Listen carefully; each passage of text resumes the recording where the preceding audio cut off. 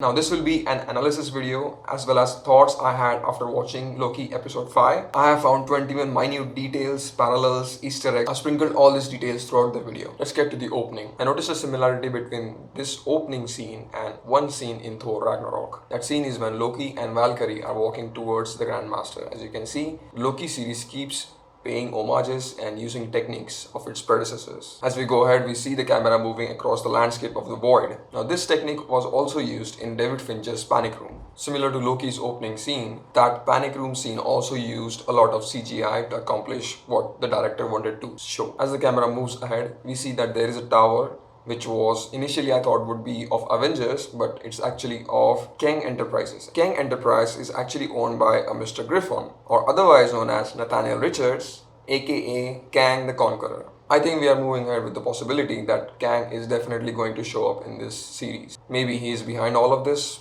We'll see. So the four Lokis are moving away from Alioth, the space cloud monster. Now this character of Alioth made his debut in Avengers comic called The Terminatrix Objective #1 in 1993.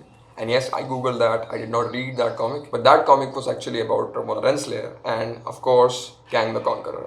When the gang of Lokis is entering their lair, we see, and I'm not certain about this, but we see the head of Yellow Jacket. Yellow Jacket is the villain of Ant-Man 1, and at the end of Ant-Man 1, we see him shrinking into nothingness. He might have gone into quantum realm. That makes me think that the TVA and this void, everything is inside quantum realm. We also notice Thanos Copter, that is a hilarious throwback. In the old days of comics, Thanos used this helicopter, which he called his Thanos Copter, to move around and do his evil things. I think the TVA pruned him because he was lame as fuck. We also see a missile or rocket that is placed beside the Thanos Copter, and notice it has the same color scheme as a Loki outfit, that is green and yellow. A funny thought came into my mind after looking at this. If there can be an alligator Loki, why not a Cybertronic or missile Loki? I know it's dumb, but it is slightly less dumb than an alligator Loki. And besides, used to say he's even a Loki variant. He's green, isn't he? So Loki enters inside their lair, and we see two details here. One is Thor's hammer. Does that mean a Thor had been pruned at one point of time? He died and these many Loki survived. It is possible. But we know one Thor definitely got sent here, and that was Frog Thor. This was done by Loki as a mischief. Frog Thor goes on his own adventures in New York City's Central Park, where he teams up with frogs and goes on a war against rats of New York City. Yes, that is actually real. This happened in the Thor comics, and one of those issues was Thor 365, and that is the number we see on the jar in which this Frog Thor is kept. That is T for Thor 365.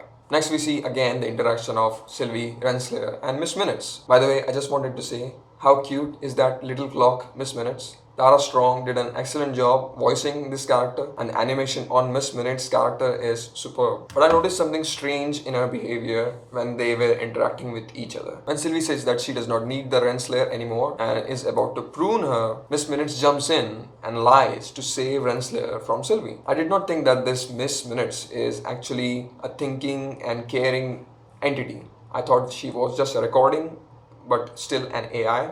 An uncaring being. It definitely shows that she is either empathetic so that Renslayer does not die, or she wants Renslayer not to die because someone ordered her to. Now, from the comics we know that Kang the Conqueror was deeply in love with Renslayer, and there might be a possibility that Kang specifically ordered Miss Minutes to not let Renslayer be harmed in any way. It's a stretch, I know, but given it is Marvel and we have seen a Frog Thor, there's nothing that can be outside the realm of possibility. We proceed to see the Lokis hanging out, and behind the classic Loki, there is an arcade game called Polybius. This Easter egg was also shown in one episode of Simpson in a similar way. This series loves to indulge in these mysteries and urban legends, and Polybius is one of them. So Polybius is an urban legend from the United States, and by the way, this is all unverified claims and thus is an urban legend, so take this with a grain of salt. Polybius was an arcade unit game. This unit was appearing all across the outskirts of Portland in United States. It was said that this game contained subliminal messages. People who played this game would get night terrors, seizures in some cases, and amnesia. But they developed an insane addiction to playing this game again and again. men in complete black suits would come and download the data that was recorded in this game and would leave without collecting any money. This experiment was said to be an offshoot of a project that was undertaken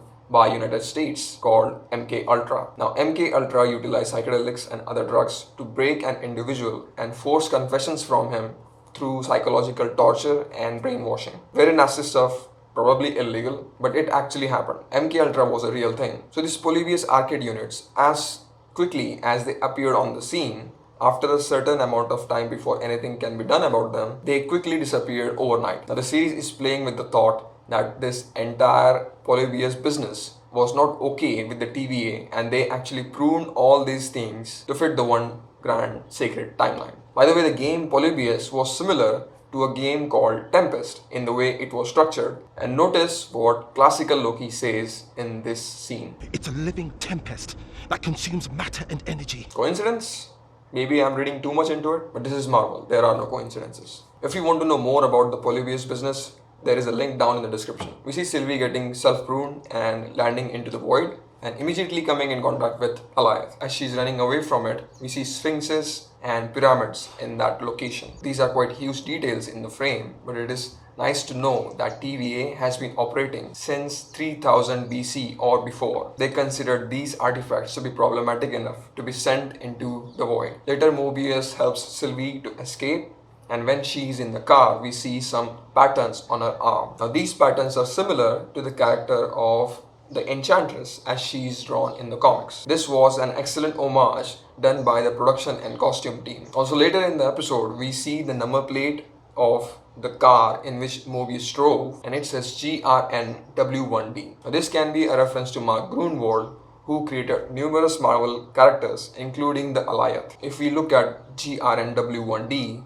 as GRNWLD, then it spells Grunwald without the vowels. That was sleek. So we see the Lokis hanging out in that arcade lair, and they talk about the most Loki thing, knives and magic. As we see, the fondness of knives goes across all Lokis, but classical Loki is quick to point out that their affinity for knives hinders their magical abilities. And looking at classical Loki's magical abilities, he seems to be quite right. Classical Loki tells his past story in which he tells how he was able to avoid death by Thanos. So when Thanos attacked their ship, he was able to create a replicant of himself, whereas he became debris. When Thanos destroyed their ship, he was able to float away into space along with the rest of the debris. Now this opens up a possibility that our Loki in Infinity War timeline was actually able to survive by this exact method. A very plausible theory, because Loki was absent for a large chunk of time when Thanos and Hulk were fighting each other. He suddenly appeared to fight Thanos with his knife, which was really uncharacteristic of him. So it is possible that this event actually happened in Infinity War and Loki survived. As the rest of the Lokis are mocking him for being optimistic about defeating Alioth and Loki is leaving their lair, we see the introduction of President Loki. Now this Loki is pulled from a comic run of 2016 called Vote Loki. In this comic, Loki tries to take over the White House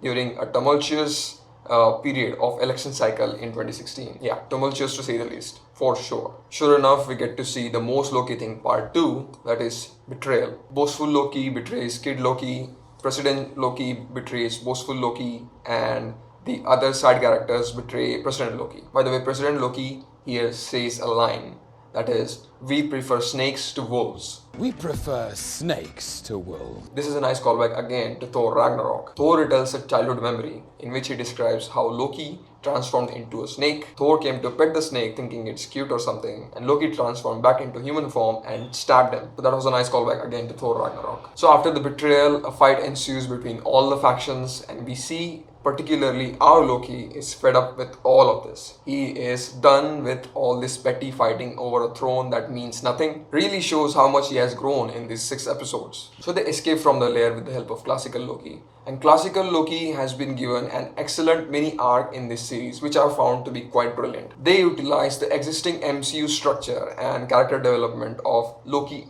itself to create a mini arc for this classical Loki in just 1 episode with minimal timing. So he believes that survival is the only purpose a Loki can have. So after escaping from the betrayal of boastful Loki, he is quite distraught. He bitterly speaks how Lokis always lie and cheat. that Lokis are all broken in some unfixable way and that Lokis can never change. Now, the bitterness comes from the fact that he himself is a Loki. Now he looks at the situation as an indictment on himself that he himself cannot never change. But things begin to change when our Loki comes into the perspective. And just like our Loki, classical Loki is also helped by Mobius. The growth in classical Loki is triggered with the help of the words by Mobius, "It's never too late to change." By the way, classical Loki's powers are amazing. He was able to create replicants of himself which were able to fight on his behalf. He was able to teleport from one place to another. That was not possible for any other Loki we have seen. He was also able to raise an entire complete replica of Asgard when he was distracting Alioth. I guess he chose Asgard because he knew he was going to die and he wanted to die in a place he grew up in and loved. So that was an excellent arc created from start to end where a character went from a cynic to believer and find his glorious purpose. So back to the plot. We see Loki and Sylvie finally reuniting with each other and having the talk. Now, this scene was well crafted by the writers and excellently executed by the actors. Tension in the scene comes from the fact or question whether these two will actually act on their desires and speak their minds. Now, this was one of the most engaging and thrilling scene in the entire episode, despite them just sitting in a place and chilling. So all of the Lokis gear up and move ahead to tackle and enchant Alioth. Here we see Ronan's ship called the Dark Esther. This made an appearance in Guardians of the Galaxy 1 and Captain Marvel. We also see some helicarriers that S.H.I.E.L.D. uses. So Mobius and Loki hug before Mobius leaves using the Tempad. Loki calls him a friend. That was heartwarming. And when Mobius is asked what he will do after escaping the void, he says, "Burn it to the ground." This is similar to what Loki said when they first interacted back in episode 1. Afterwards, we see them trying to enchant the Alioth and we see a statue of the Living Tribunal's head. The Living Tribunal is a character in Marvel Comics. He acts as a judge in cosmic matters. He is like super powerful being and has appeared in many different comic issues. He actually appeared in a comic issue which I was reading called The Infinity Finale, in which Adam Warlock, the guy who was teased in Guardians of the Galaxy 1, becomes the Living Tribunal with the help of Thanos. Very weird issue, but definitely would suggest checking it out. In the final moments, we see Loki learning to enchant just like Sylvie does. Now, I saw some people complaining that this was quite a leap, but I would disagree. Loki has shown capabilities in magic with related to memories in Thor Ragnarok. While fighting with Valkyrie, he accessed and displayed the repressed memories of Valkyrie when she had fought Hela in the past. So I thought that was not that big of a leap that he learned how to enchant. So that was my video on Loki episode 5 and all the details I could find. It was quite fun to find them all. If you like this video, give it a thumbs up and I'll see you in the next one. Bye.